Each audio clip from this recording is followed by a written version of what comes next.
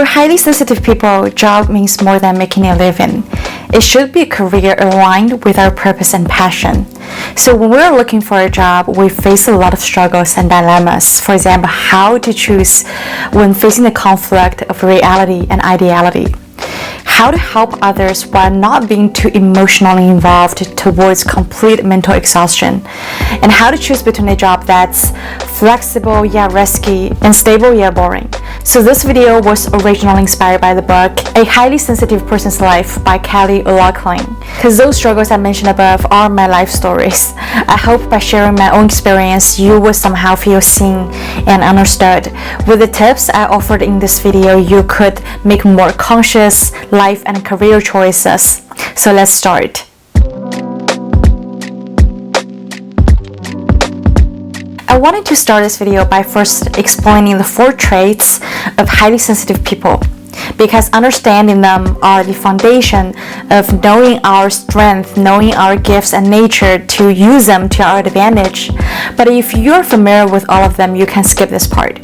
Those traits were first brought out by psychologist and researcher Elaine Aron in the DOES model, who also first coined the concept of highly sensitive person, where the D stands for depth of processing. It means that we overly process, we overly analyze everything to a point where we just ruminate on things, maybe subconsciously, like for days. We just wouldn't let it go because we're just thinking really deep into the things, reading into the environment. O stands for overstimulation.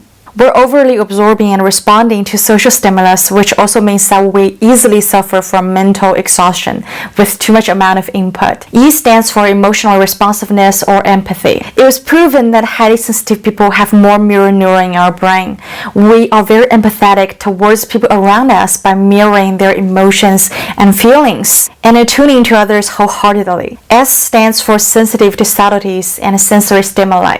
We are very sensitive to lights, flashes, noises, strong smells or rough smells, and we notice what's subtle in our environment that people don't notice. Because of those traits, when we're looking for a job, we should really pay attention to the following aspects that I'm going to mention just to tap into our potential and play it to our fullest. So the first one is to look for a job that's fulfilling and meaningful. For example, caring professions such as nurses, doctors, therapists, social workers, or personal coaches, all of which involves heavily of helping others discover their personal potential and get over their struggles in life. But at the same time, we may worry that we get too emotionally involved to a point that we feel mentally exhausted because we're highly sensitive to other people's emotions and feelings. We just attune to them like 100%, like we're going through the same thing. When we see others hurting, when we see others struggling, we just can't help but lowering our vibes to the same level as they are. For example, whenever I hear sad stories about other people, I would be the first to cry, just like I was going through the same thing, because I feel like I just feel the pain. I feel my heart broken for them. So this is our lifelong lesson to learn, to turn our strengths to serve us, to use our strengths to serve us instead of using it as a burden. So we need to exercise and develop a healthy sense of boundary. We need to learn to rationally and productively release our stress and emotions. When we are able to protect ourselves, when we are able to reduce inner exhaustion first, then we can truly help others and help society, which could be the biggest self-actualization for ourselves. This book also suggests academia professions such as researchers, teachers, professors, which I also think falls under the category of fulfilling and meaningful jobs. Because firstly, when we're interested in something, we devote like 1000% of our energy into studying and researching about this topic. We go different layers of depth. We would dive really deep into this topic to satisfy our curiosity. And secondly, we often find it hard to blend into society as highly sensitive people because we are so different from all the people around us, even though we would long to be included, even though we long to be recognized and acknowledged by people so that we don't feel this loneliness. But a lot of us would suffer from social anxiety, so we would retreat back to our inner world to explore what's going on inside, to explore the diverse yet unique inner world. One thing great pieces of work, the masterpieces, have in common is its pureness. Why do we have this pureness? Because a lot of those are from highly sensitive people. They actually refuse to subordinate, refuse to conform to the conventional way, to refuse to be changed by the world because they stubbornly wanted to follow their naive yet strong intuition. And that leads to pureness. That's why a lot of great pieces of work come from highly sensitive people. The second aspect to look for a job is creativity. As highly sensitive people, we see things more than its conventional way. We connect dots that people are not able to do. And through our unique expression and through our artistic outlet, we are able to form a product that's unique yet fused with different things from different fields. So jobs like designer, writer, producer, or film directors would allow us to play it to our artistic advantage. But in reality, artistic jobs often stands for instability. When we're chasing for creative jobs, we worry that we may not be able to fit ourselves on time. We may not be able to deal with the uncertainty that comes afterwards. But bear in mind that we live in a world where a lot of transformations are happening because of the internet.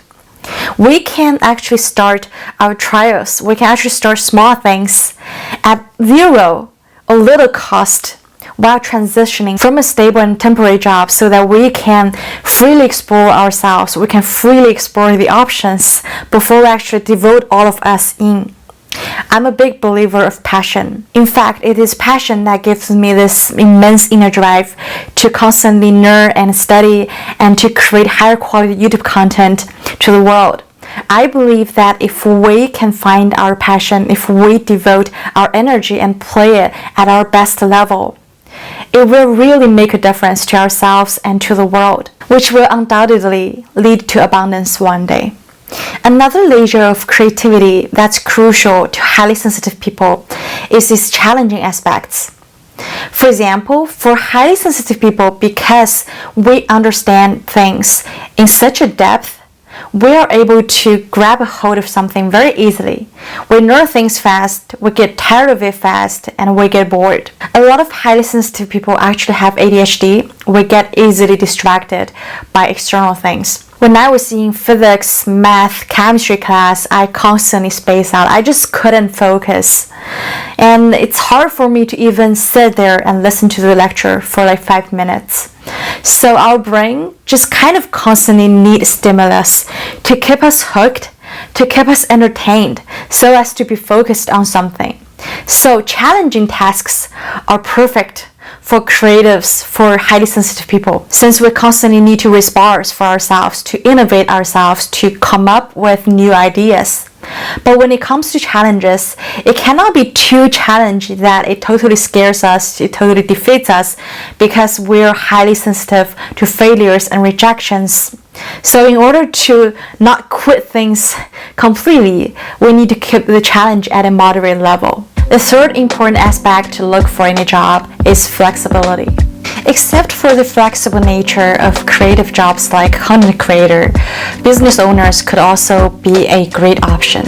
For example, coffee shop, art gallery, art studio, or flower shop, they can all be unique yet authentic expression of who we are and what we believe in. For people like us, we chase for purpose. We wanted to devote our time into meaningful things, into creating valuable content for the world, instead of sticking to a 9-to-5 working hour. When we're being forced to sit there, we become anxious, we become unsettled, we start to rebel from both a body and mind level, because we feel like it's killing our creativity, it's killing our relaxing state.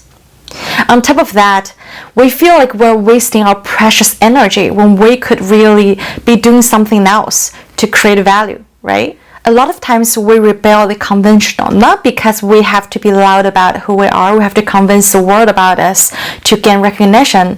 It's because of our personal integrity, because we wanted to stick to what we believe in and our life truth. Another factor is that flexible schedule really serves our health. Because we're sensitive to the external world, because we are sensitive to our inner emotions and struggles, we tend to suffer from insomnia a lot. For example, when I go through things, when I become hyper excited about ideas, I just couldn't sleep. I have to get it out. I have to write it somewhere. I have to jot it down before I forget about it. So I could only sleep like 2 to 3 hours at night because I just wanted to just grab as many inspirations as I could before I waste them. If this is what my schedule looks like, there's no way I could make it to the 9 to 5 working hour because I get exhausted in the daytime. I couldn't focus. I get depressed when I'm forced to do things I don't wanna, like I don't have energy to do. I become probably distant, and my boss probably wouldn't be satisfied of my states, of my performance at work.